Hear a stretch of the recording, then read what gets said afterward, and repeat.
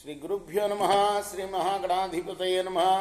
శ్రీ సరస్వత్యే నమ. భక్తులారా, వ్యాస మహర్షి రచించిన మహాభారత ఇతిహాసం యథాతథంగా చెప్పుకున్నాం. ప్రతి శ్లోకం దాని అర్థం. ఇందులో భాగంగా నిన్నటి వరకు మనం ఆది సభ, అరణ్య, విరాట, ఉద్యోగ, భీష్మ, ద్రోణ, కర్ణ, శల్య, సౌప్తిక, స్త్రీ పర్వాలనే 11 పర్వాలు పూర్తి చేసాం. 18 పర్వాల్లో 12వదైన శాంతి పర్వంలో కూడా మనం 72 అధ్యాయాలు పూర్తి చేసాం. ఈ రోజున 73వ అధ్యాయాన్ని ప్రారంభం చేద్దాం. ప్రారంభించే ముందు వ్యాస భగవాను ప్రార్థన చేసుకుందాం. వ్యాసాయ విష్ణు రూపాయ వ్యాస రూపాయ విష్ణవే నమో వై బ్రహ్మనిధయే వాసిష్ఠాయ నమో నమః. నారాయణం నమస్కృత్య నరం చైవ నరోత్తమం దేవీం సరస్వతిం వ్యాసం తతో జయముదీరయేత్. సమర్థ గురు సాయినాథ్ మహారాజ్ కీ జై. భీష్మ ఉవాచ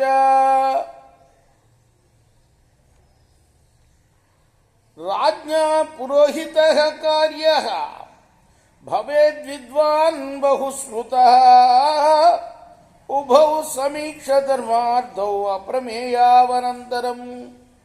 విష్ణువారు చెప్తున్నారు, ధర్మార్థాల గతి చాలా గహనమైనదని తెలిసి రాజు విద్వాంసుడై ఎన్నో విద్యలు నేర్చిన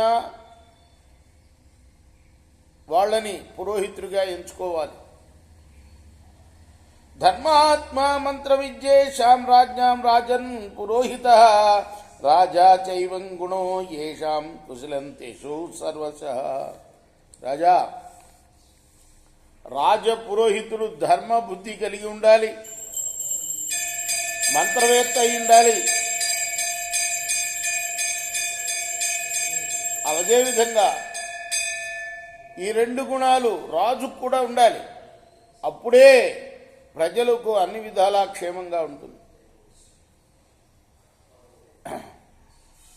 ఉభౌ ప్రజా వర్ధయతః దేవాన్ సర్వాన్ సుతాన్ పితॄన్ భవేయాతాం స్థితౌ ధర్మే శ్రద్ధేయౌ సుతపస్వినౌ పరస్పరస్య సుహృదౌ విహితౌ సమచేతసౌ బ్రహ్మక్షత్రస్య సమ్మానాత్ ప్రజా సుఖమవాప్. ప్రజల్ని, దేవతల్ని, పుత్రుల్ని, తండ్రుల్ని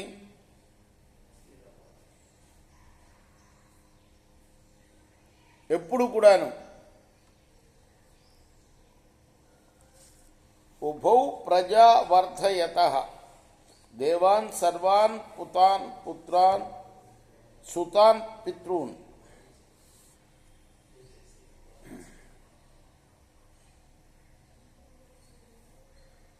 రాజు పురోహితుడు ఇద్దరు కూడా దేవతల పట్ల, ప్రజల పట్ల, అందరి పట్ల కూడాను వాళ్ళు వృద్ధి పొందాలి అన్న భావం ఉండాలి. అప్పుడు వాళ్ళు విశ్వసింపదగిన వాళ్ళు అవుతారు. పరస్పర స్నేహంతో సమబుద్ధులు కలిగి హితులై రాజు పురోహితుడు వాళ్ళిద్దరు కనుక ఉంటే ప్రజలందరూ కూడా సుఖపడతారు. విమాననాత్తయోరేనా ప్రజా నశ్యేయురేవహి బ్రహ్మక్షత్రమ్య సర్వేషాం వర్ణానాం మూలముచ్యతే. వారిద్దరూ కనుక పరస్పరం ద్వేషించుకుంటూ ఉంటే ప్రజలు నశించిపోతారు. బ్రాహ్మణ క్షత్రియుల కలయికయే అన్ని వర్గాలకు కూడా స్థిరంగా శుభంగా ఉంటుంది. అత్రాప్యుదాహరం తీమం ఇతిహాసం పురాతరం ఐల కశ్యప సంవాదం తన్ని బోధ యుధిష్ఠిరా. ధర్మరాజా, దీనికి ఒక కథ ఉంది, చెప్తాను విను అంటున్నాడు. అన్నిటికీ కూడా ఉదాహరణలు ఇస్తే, అంటే జరిగిన కథలు ఏమన్నా ఉంటే అవి చెప్తే బాగా గట్టిగా నాటుకుపోతాయి ధర్మరాజు హృదయంలో. ఐలవ్వాచ, ఐలుడు అంటే చెప్పుకున్నాం పురూరవుడు, ఇలా మహారాజు కొడుకు అన్నమాట. ఆయన అంటున్నాడు, అడుగుతున్నాడు కశ్యపుణ్ణి. ఎప్పుడైనా యదాహి బ్రహ్మ ప్రజహాతి క్షత్రం క్షత్రం యదా వా ప్రజహాతి బ్రహ్మ అన్వద్బలం కథమేస్మిన్ భజంతే తథావర్ణ కథమేస్మిన్ త్రియంతే ధీయంతే. ఎప్పుడైనా బ్రాహ్మణుడు రాజును విడిచిపెట్టిన, రాజు పురోహితుణ్ణి, అదే బ్రాహ్మణుడు అంటే ఇక్కడ పురోహితుడిని విడిచిపెట్టిన ఇతర వర్ణాల వారు వీరిద్దరిలో ఎవరి ఆశ్రయం కోరుతారు, వీరిద్దరిలో ఎవరు ఇతర వర్ణాలకు ఆశ్రయం ఇస్తారు?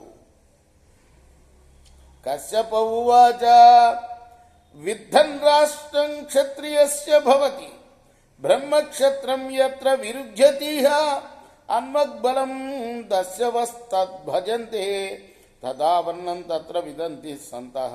కశ్యపుడు చెప్పాడు, బ్రాహ్మణ క్షత్రియులు పరస్పరం విరోధం పొందితే క్షత్రియుని రాజ్యం చిన్నా భిన్నమైపోతుందయ్యా.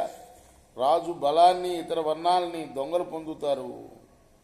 వై నైషాం బ్రహ్మ చ వర్ధతే నోతపుత్రా న గర్గరో మధ్యతే నో యజంతే నైషాం పుత్రా వేదమధీయతే చ యదా బ్రహ్మ క్షత్రియా సంచజంతి.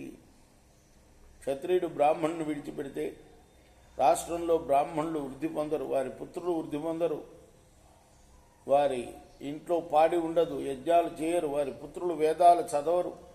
నైషామర్థో వర్ధతే జాతుగేహేనాధీయతే సుప్రజావో సుప్రజానో యజంతే అపద్వస్తాదస్యు భూతా భవంతి ఏ బ్రాహ్మణాన్ క్షత్రియా సంచజంతి. వారి ఇంట్లో సంపద పెరగదు, వారి సంతానం వేదం చదవరు, యజ్ఞాలు చేయరు, పదవీ భ్రష్టులై